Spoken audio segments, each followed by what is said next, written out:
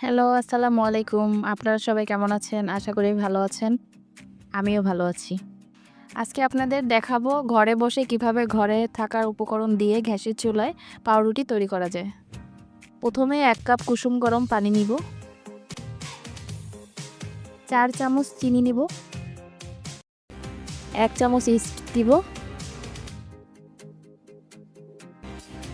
তারপর ২ চামচ গুঁড়ো দুধ দিব।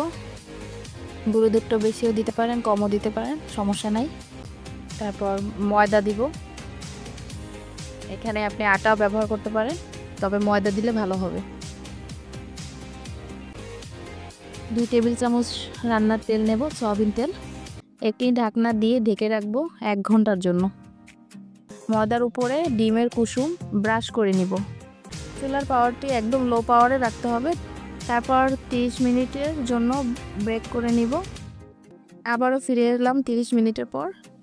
পাউরুটিটি দেখেন অনেক সুন্দর ফুলে গেছে এবং অনেক সফট হয়েছে, নরম হয়েছে।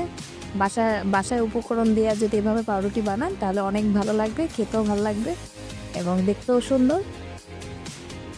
সন্ধ্যাবেলার নাস্তার জন্য অনেক বেস্ট। আল্লাহ হাফেজ।